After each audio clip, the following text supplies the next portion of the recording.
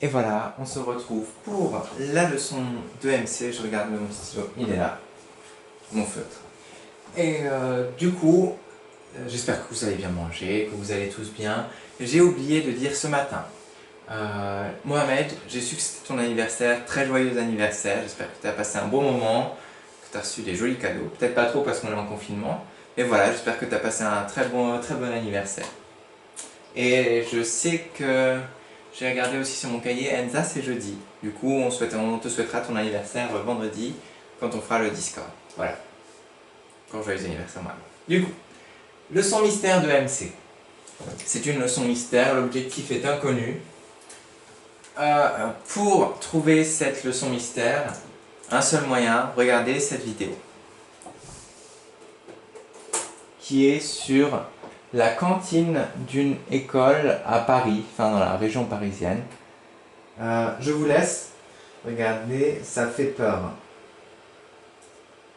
L'école des coquibus en banlieue Paris. Ouais, je vais juste bien. C'est repas,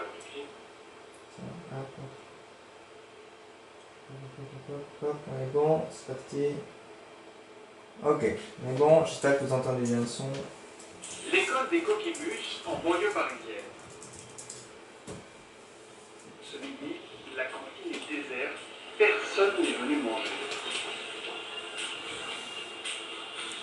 Mais Fabienne, la dame de la cantine, s'en fiche complètement. Peut-être que le repas ne leur plaît pas. Ça, c'est possible aussi. Le repas, il est dans la même chambre au soir. On va aller voir un petit. Autre problème, ici ça sent vraiment très très mauvais. Et le personnel est même obligé de se boucher le nez.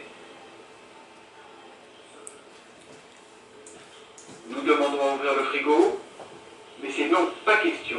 On nous interdit de regarder. C'est sûr, on nous cache quelque chose. Est-ce qu'au moins le personnel se lave les mains? On se lave les mains aussi, non? Nous finissons par découvrir le menu du jour, et quelle surprise! Il n'y a que du fromage. Et quel fromage! Et c'est pas bon. On dirait le fromage de périmé. Et bien sûr, La directrice le reconnaît, ici, on fait vraiment manger n'importe quoi aux enfants. je suis payée pour. Et je les oblige même à manger des éponges. Finalement, nos questions dérangent, et on nous demande de partir. Voilà, vous avez vu? Alors. Voilà. Un documentaire qui fait un peu peur finalement. Et j'espère que certains ont trouvé le titre de la leçon. C'est objectif. Je vais l'écrire au tableau.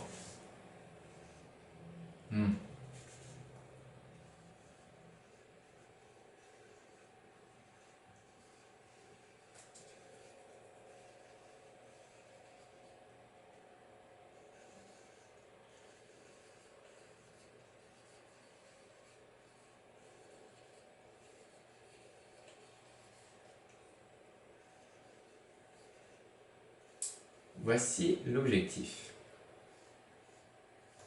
Le vrai titre, c'est ne pas se faire avoir, développer son esprit critique.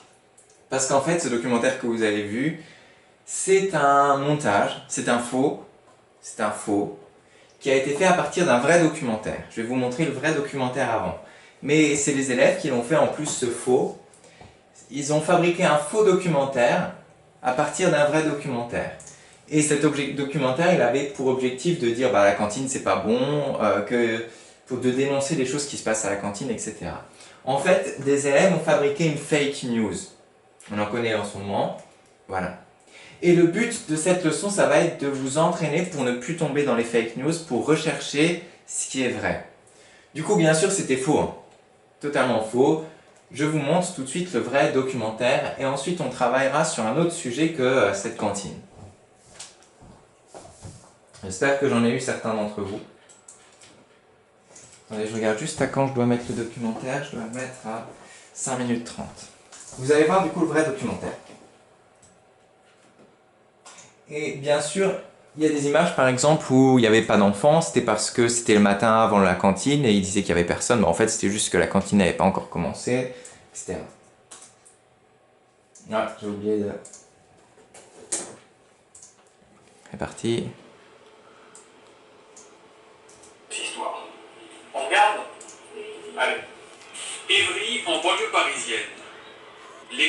Anquibus est un établissement où il y a 230 élèves. La plupart de ces élèves mangent à la cantine. Primaire plus maternelle, il y a combien de... Non, on a 200 heures. 220 repas. Oui. Les repas sont préparés dans la cuisine de l'école. Pour éviter les microbes, la dame de la cantine porte un masque.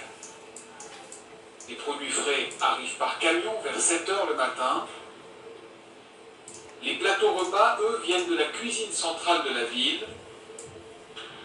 Ils sont réchauffés dans ces grands fours avant d'être servis aux élèves. Pour protéger la nourriture, les frigos restent toujours très bien fermés. Qu'est-ce qu'il y a aujourd'hui? Il y a la salade de ce côté-là, le fromage, et puis là, comme la boulette avec la semoule, et puis en dessert, c'est le sirop qu'il faut donner. Dans l'ensemble, les élèves trouvent ça très bon. Là, la cantine, il y a des bons repas, même s'il y a des repas qu'on n'apprécie pas, mais c'est utile. La cantine a plutôt calme. Pour Madame Lambert, la directrice de l'école, la cantine doit toujours respecter 2 règles, une nourriture de qualité et une nourriture toujours équilibrée. Il y a des règles d'hygiène à respecter obligatoirement. On choisit les menus sont équilibrés. Ici, on ne fait vraiment pas manger n'importe quoi aux élèves. Alors ça, c'est le premier sujet. Voilà. Du coup, vous avez vu à quel point c'est facile de faire d'un vrai documentaire un faux. Hein. En plus, ça, c'est les enfants qui l'ont fait. Hein. Voilà. Très facile de tomber dans le panneau et de croire au premier documentaire, finalement, comme quoi la cantine, c'était dégoûtant, etc., etc., etc. Très facile, finalement, de manipuler les gens. Et on arrive à un deuxième article que je vais retrouver. Non, ça c'est celui du poney, c'est pas celui-là, c'est celui... Voilà, hop là. Hop là. Alors, deuxième article. Ça a fait sensation. Sensation, enfin c'était un sacré scoop, quoi. Vous savez l'objectif, du coup, c'est essayer de ne plus vous faire avoir. C'est arrivé le 13 novembre 2014.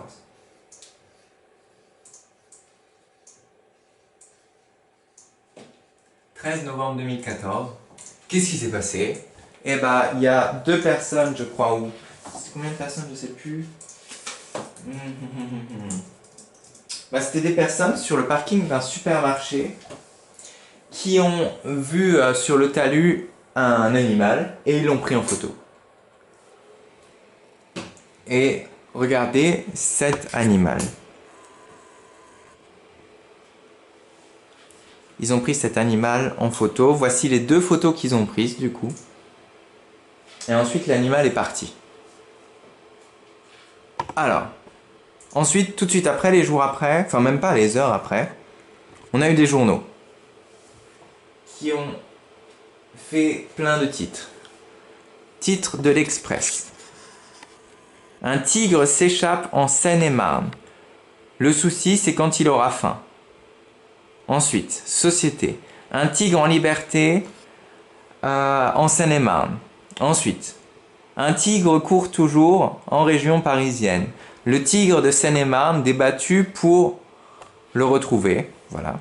Et ensuite, l'animal est bien un félin, c'est-à-dire de la famille du coup des tigres, des chats, etc. Bon, bref. Du coup, il y aurait eu un tigre qui serait échappé de, je sais pas moi, d'un zoo. Et c'est des vrais articles, hein, bien sûr. Ouais. Et quand on regarde dans ces articles, on trouve des choses. Parce que les articles, souvent, de presse, etc., ils veulent montrer aux gens que c'est vrai. Et du coup, ils vont faire des interviews. Interview 1. Alors là, on a un monsieur qui nous raconte. Je vous mets... C'est mon épouse qui l'a vu ce matin sur le parking du supermarché. Elle n'est pas sortie de la voiture et elle a appelé pour me dire je suis situé à l'est de Paris, nanana. La fuite du tigre n'aurait a priori pas de rapport avec le parc d'attractions Disney selon une source proche du dossier. Du coup, ok. Ensuite, il y a un maire qui nous dit c'est sûr que cette photo n'est pas un faux. En Seine-et-Marne, machin. Nous avons retrouvé ces traces, c'est sûr, c'est un félin. Ensuite,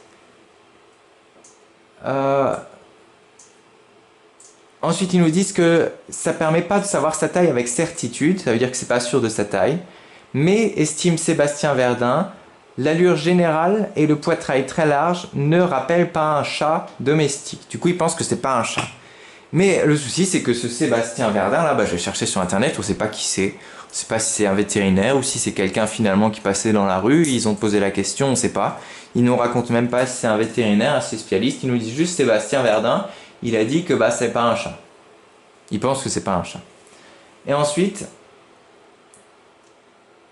ils nous disent que nous n'avons pas de doute sur la présence d'un tigre, espèce protégée. Nous avons des traces, des photos. Des spécialistes ont pu identifier ces traces en disant qu'il s'agit bien d'un tigre, etc. Eh bien sûr, regardez les articles des jours suivants. Le tigre n'était en réalité qu'un chat. Voilà. Le tigre recherché n'était qu'un gros chat. Ils ont retrouvé le tigre, hein, et c'était qu'un chat, un gros chat. Pourquoi nous avions autant envie de croire que c'était un tigre? Voilà. Du coup, comment est-ce qu'on aurait pu, comment est-ce qu'on aurait pu ne pas tomber dans le panneau? Déjà de 1.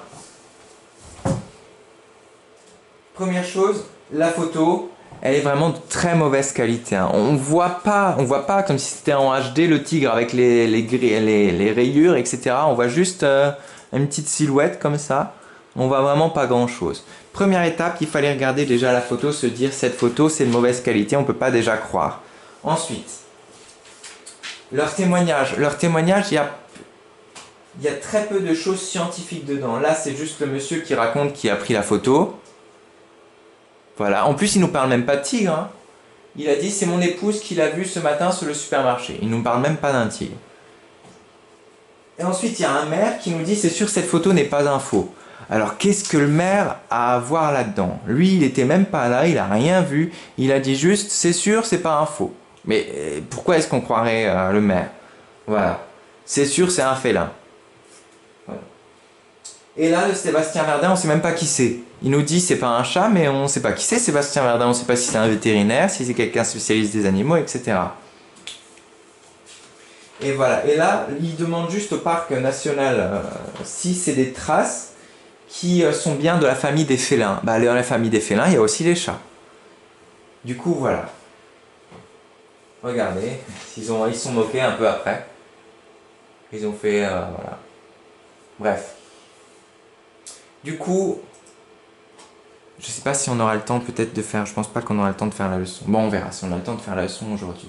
Mais en tout cas, il y a des choses... Il y a un codex, c'est-à-dire un ensemble un guide qui a été fait qui peut vous aider pour savoir si une information est vraie ou pas.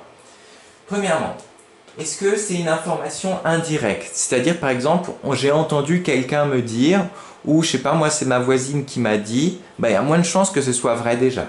Par exemple, là, il nous donne l'exemple, j'ai un ami qui connaît quelqu'un qui lui a dit que Madame Durand, etc., etc. Ça, c'est pas sûr. Je vous fais un petit zoom d'ailleurs. Ensuite, soit l'information, elle peut être directe. Alors là, il y a plus de chances que ce soit vrai. Par exemple, lundi matin sur France 3, Madame Durand a dit qu'elle présentait le 20h, etc. Du coup, ça, c'est pas, on ne demande pas à un voisin, ou etc. Voilà. Première chose, savoir si c'est une information directe ou indirecte. Ensuite, est-ce que c'est un avis ou une info? Un avis, c'est pas par exemple, je sais pas moi, le président est nul, c'est un avis. Là, ils nous disent quoi? Tiens, ils nous disent le président est nul. Et une info, par exemple, le chômage a augmenté depuis 5 ans avec des chiffres, etc. Il y a plus de chances que l'info soit vraie. Et un avis, c'est juste un avis, ça n'a rien à voir avec une info. Ensuite, on a la rumeur et l'information. La rumeur, c'est par exemple, il paraît. Il paraît qu'il va y avoir une grosse inondation chez nous. Il paraît, ça ne nous donne pas d'information finalement. J'espère, on peut pas faire un petit... ouais, attendez, bougez pas. Non, j'arrive pas à faire mieux. De toute façon, vous la trouverez sur Classroom, celle-là. Et une information, c'est d'après la préfecture, c'est-à-dire d'après des spécialistes, il y aura un risque d'inondation dans notre ville. Ok, là on est sûr que c'est une information. Ok. Voilà. Il y a aussi les sources. Comment vérifier une information source invérifiable? Ça veut dire on ne sait pas qui a écrit l'article, on ne sait pas d'où vient la photo, quel jour elle a été prise, on ne sait pas à quel endroit, on n'a pas d'informations sur le contexte de tout ça. Voilà. Et il faut faire attention à des sites, il y a des sites qui créent des parodies, c'est-à-dire des fake news, mais pour faire rigoler aussi. Voilà. Du coup